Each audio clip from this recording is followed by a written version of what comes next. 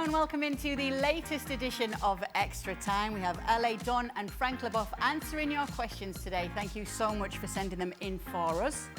And Ronaldinho, maybe. Ronaldinho coming in from replacing me. I got to be honest with you. I'll take Ronaldinho over you. Yeah, at least I'm telling you, right? We're not walking out of the studio and then I'm going... You're not going to make a big statement like Ronaldinho No, did? not at all. I'll go straight to our boss if that's what it takes. But You're not going to resign?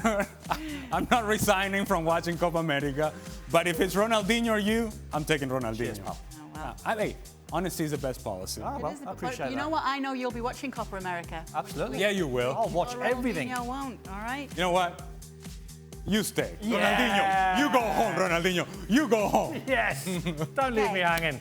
For LA, do you think Spain has what it takes to go all the way? They seem to be very balanced. They have, as we discussed in the show, in my opinion, they have all it takes to go most of the way. Not all the way, but most of the way. I think this team, if they're able to continue to play at this level with this sort of confidence, with Morata scoring goals, with Lamine Yamal on one side, Nico Williams on the other, Fabian Ruiz, the balance that Rodri provides for this team, Pedri occupying dangerous spaces, and a big, and I mean the biggest if of all, if Unai Simon can just play a clean tournament from here on out, just clean. I'm not asking you to be spectacular. Get the sense you're not a fan. Clean. Did you see him today? Get the sense you're not a fan. Did you see him today? I did. Okay, last Euros, same thing. Remember when Pedri passed the ball back to him and the ball went under his foot for a known goal for Pedri, which, by the way, how was that giving us an own goal against Pedri? Regardless, neither here nor there. A clean tournament from Unai Simon, and Spain has everything they want in front of them. I think they can make it to the final. I don't think they're good enough to win it if they play against France. Frank, was this more about the Spanish resurgence or the Croatian decline? I feel sad to see Croatia the way they play today. I mean, you can feel that Perisic, Modric, Brozovic, who are absolutely legends in Croatia in the world of football, they're going very soon into retirement, and that the new generation is already to step up. That was very sad, and I saw that also, especially at the back, where I saw so many mistakes to allow Spain to take advantage and score goals. So I'm more into Croatia, because Croatia, don't forget that in 2018 they were a runner-up in the World Cup, and they've been very, very good for like almost 2 or 3 decades. 2 decades, sorry. No, almost 3, and with 98. So that's very interesting. Now it's nice to see the Spanish side coming back into the top of the world with another way of playing, and we talked about that during the show, with the boring tiki-taka that we saw for a long time. And I'm so pleased to not see that anymore and see players who likes to go vertical, like Nico Williams or Lamine Yamal. Sorry. Don, who impressed you more, Spain or Germany? Well, I want to hear Come this. on. Well, I mean, dear me. I want to hear this. Who's that Don. from? Well, Goldsmith. Yes. Unkestan. What did you just call him? Unkestan, apparently. Oh, okay. That's his handle. I was like, oh, we're calling people names now?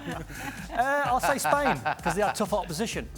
I mean, if you don't laugh, you'll cry watching Scotland yesterday. We were an embarrassment. I mean, it was madness what I was watching. I mean, that scoreline could have been 7 or 8. You know the question was about Germany and Spain, right? I know, I just need to get off my chest. So while you're getting it off your chest, can you give us that nice stat? I just need to sort of lie on a black couch and just get it all off my chest. But to answer the question, I would say Spain, because their opposition was stronger. What was the stat about Scotland? Apparently, Antonio Rudiger is Scotland's highest ever goal scorer in Euros. Okay. Tied for the lead? Tied. Okay, all right. I mean, how can that even be a thing? All right. Frank, Cucurella is usually very average and inconsistent with Chelsea, but he was excellent today with Spain. What does the next coach at Chelsea need to do to make him play like today? I don't know, speak German, speak Spanish maybe? I don't know. But yeah, I agree. I agree with Diogo Taka. I saw him going everywhere. It was like, like those little dogs ready to bite everybody. He was really into it. He made a great save almost on the line, helping Unai Simon in one action. And he was there. The first goal is one of his passes. It was a lucky one with his right foot, but still, he was there, he was everywhere. He has the confidence of the coach. I think there were some question marks on French television just before the game where he said, well, he only played for a small team in Spain before going to Brighton, then Chelsea, never proved something good. But I have to say, today he was very, very good. So what the next coach has to do, I don't know, maybe giving him the 100% confidence, which is quite hard according to what we saw this season and the season before with Chelsea. But let's say he's improving and we have to give a chance to the product. I would say, in the case of Marco Cucurella specifically, less is more. I believe this is a sort of player in which you simplify his role. No, let's not put too much thought into this. This is what I want you to do. These are the 3 things that I think are going to make you a good player for our team. Do this.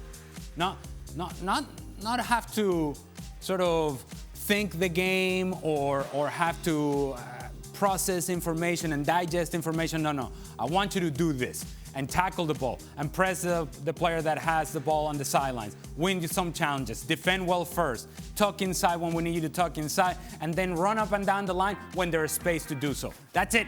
That's it, Mark. We don't need more than that. You know, to answer that way, you're absolutely spot on. When he first went into Chelsea, he was asked to play this inverted position in midfield. Yeah. Keep him at left back. He's a good defender. There you go, Cucurella loved tonight. Kay is an expert in Italian football, unlike Don Shades. What? Do you see them going far? What? Okay, Sanchez. I actually see, I wouldn't be surprised if they got to the semis. Dark horses. I wouldn't call them dark horses.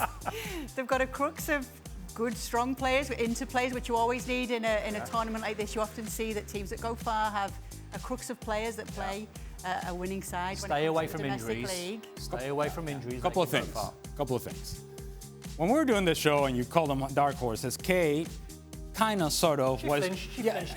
But she was with you. Yeah. She was kind of with you, and now she's putting them to the semifinals. So, see, it's 2 different realities. She sort of got the face there, hasn't she? And then the other face there. Well, it's Father's Day tomorrow. I've got an Italian husband. I've got to, balance it out, you know? Balance it out. So we're playing politics. Keep expectations realistic. Okay. I mean, has my... I wouldn't bet against them having a deep run. I like Spalletti. I like what he's done with them. Has my 6 years commentating on Serie A just gone over? I would say... And what this... Sanchez. Yeah. Hey, what Jorge Sanchez doesn't know is that when you're watching Italy play, it's like Derek Ray watching Germany. It really is. It's in that category. It's in that world. Italy scores a goal and you're... Vamos! Sì! Sì! Forza Italia! Forza Italia! Just the bias I've got. Azzurri! Azzurri! Just the natural bias I've got. You've fallen in love with Calafiori today. Oh my God! The Prince. Okay, first of all, the new Maldini. No. More full disclosure. When Calafiori was running, he's just a beautiful runner. Look at him. Who says that? Oh, Alex. Me. So classic. He looks like Maldini. Look Look at his hair. Look at his face. Look at his running gait. I don't doubt that he is a really good player, but I cannot, for the life of me, evaluate a player by saying, look at the way he runs. No, but you must look at someone's running gait and go, yeah, he reminds me of a certain individual. Can I tell you a funny story about that? There's actually an article. I'm going to make this story about me for a second. Shock. There's an article that was Who's he going to be like? In the early days of my career in Major League Soccer, in which one of our writers, who still works at ESPN, by the way, ESPN.com, he's described me as ungainly running style. Oh. I thought you were going to say he's compared you to Ronaldo in your style. No. He's no Calafiori, basically. Basically, ungainly running style. Apparently, I wasn't moving all that fast. But then he went on to say that I was one of the most underrated players, which I felt like it was, is this a compliment? Is this, it doesn't feel quite right. Oh. So if, this is why it's touchy-feely for me when you evaluate something under running style. They're a decent runner when you've got to go and get the questions from the Well, Prince I'm for just extra time, Alex. change your pace. Gainley, though. A little I get there, though.